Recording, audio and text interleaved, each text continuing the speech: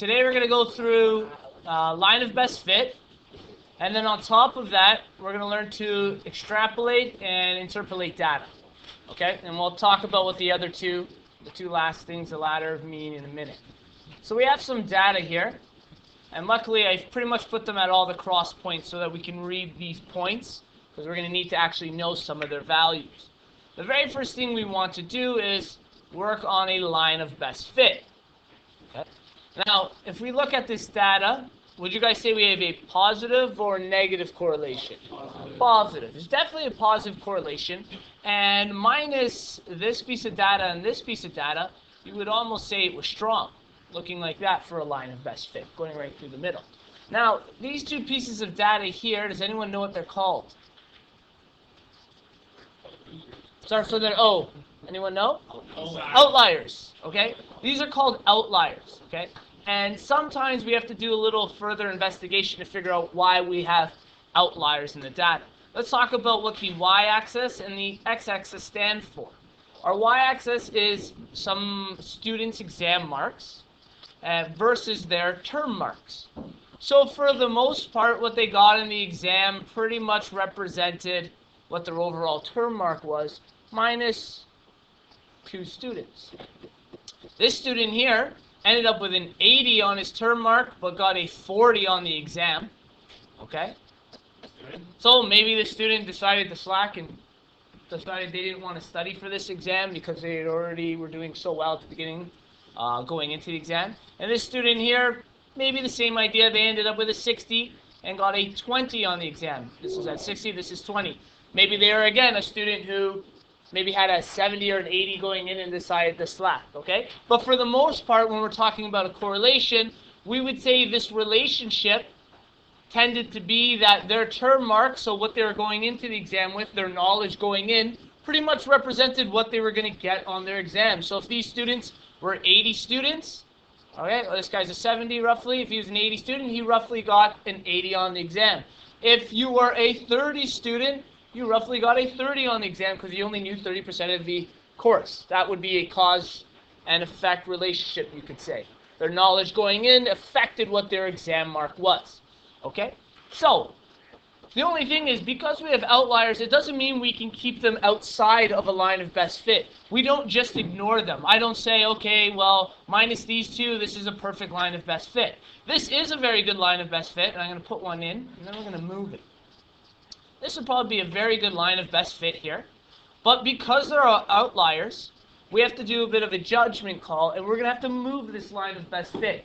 Because those outliers do affect the data, and they bring it down a little, we're going to actually move our line of best fit down a little to better represent those outliers. Okay? So it's important you understand that idea. If there are outliers, it does affect our line of best fit. It will pull them either up towards them or down towards them or left and right depending where they are. Okay?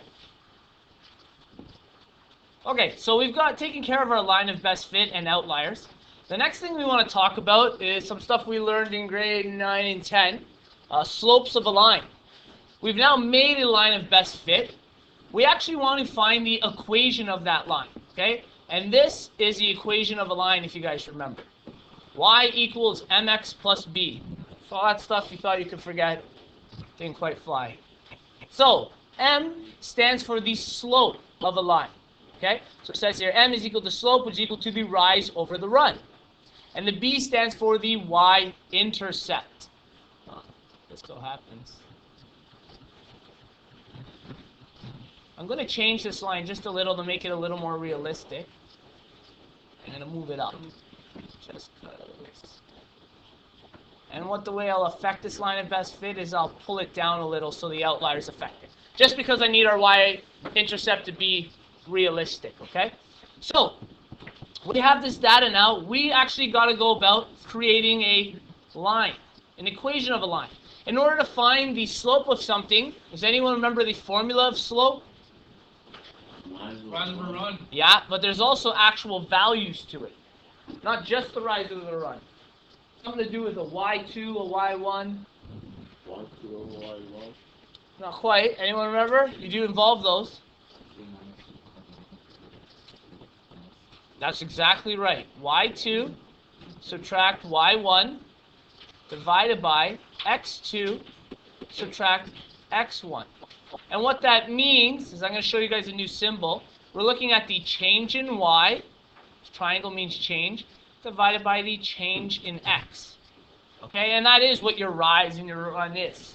The change in y divided by the change in x. So let's take 2 points that we can tell. I'm going to mark them off with blue here. Here's a point on our line which is at 60 and 60. Great. Oops, that's 6 now. And we'll take another point. This one here looks good. That's at 30 and 30.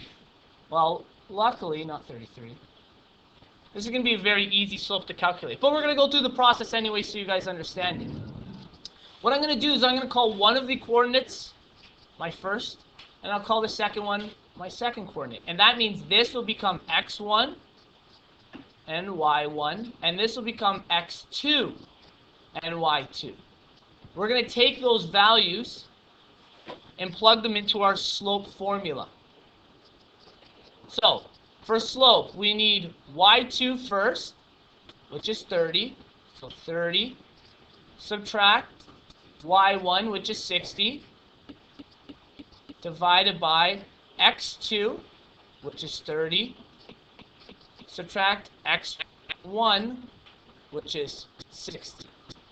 Okay. Now I have to carry this out. I'm going to subtract the tops and the bottoms from each other with 30 minus 60. Anyone know? Negative 30 divided by, and when I divide those, what do I get? Positive 1. So my slope for this line is positive 1. Okay, so I've discovered that, and by looking at this graph, we can pretty much estimate the line of best fit is going to be, the line of best fit. The y-intercept for the line of best fit is going to be 0, but we're going to confirm that with numbers. Okay, so I take my formula, y equals mx plus b, okay, and we've just found the slope, our m is equal to 1, so y equals 1 times x plus b, and our goal is to find our y-intercept. If you can look, and it's very easily stated in the question what the y-intercept is, you can plug that right in. But in this one, I just want to make sure, and I'm going to show you how we make sure. This x and y coordinate, they stand for a point on the line. Now, if we go up and look at our line, we can use any point along the line of best fit we've created. In fact, we already know 2 coordinates, so we're just going to choose one of them. I'll choose the very first coordinate I had. The x value will be 60, and the y value will be 60. So what that means is I'm going to plug 60 in for x and 60 in for y, because that is one of the coordinates along our line. So I'll write it over here again. 60 and 60. We'd already found that. That will be an x and a y coordinate. So we're going to now replace our y with 60 and our x with 60. Which means we'll have 60 is equal to 1 times 60 plus b. And remember, the goal is to isolate b. What is 60 times 1? That's right. So 60 equals 60 plus b. 0. Yeah, and when we move this 60 over, we'll get 60 minus 60 is equal to b. Our b is 0. Okay? So in other words, what this line is telling us, if you got 0 on your term mark going into your exam, you probably got 0 on the exam. Logical. Okay, so our actual equation of our line now, y equals 1x plus 0. There's the equation of the line. This is very important, because now what we're going to use is this line to extrapolate data and to interpolate data. So what do those mean? Extrapolate data, and we got to go back up here and look. Okay, now technically I drew this value in here. Extrapolating data is estimating data outside of the range of our data. Okay, So, what is the very highest exam mark someone got? 90. Okay. And what was the very lowest someone got? 10. So the range of this data, it's very important we're able to find this. The range of our data went from 90 to 10. How big was that range? 80. You subtract those two values, okay? For our range was 90, subtract 10. So the range of the data was 80. What about for their term marks? What was the highest term mark someone got? 80. Okay, and in fact there's two people. And what was the lowest term mark? 20, that's right. So it went from 80 to 20 was the range here. What was the entire range? 60. We take 80 and subtract our 20. Our range was 60. So to extrapolate data means we want to figure out what maybe an exam mark would be if someone had a higher term mark, or vice versa. If someone had a higher term mark, what would their exam mark be? Or, and we'll actually do one of these examples, let's say you had an exam mark less than 10. Okay? Let's say you got an exam mark of 5. That's outside of our range, so that would be considered extrapolating data. We're looking for 5% on the exam. Okay? And actually, since it's our X, I'm going to lie. I want to find 5% on the term mark. We can do the other way. It's a little harder. So, because this is what we've called our independent, right? It's on our X-axis. We talked about that before.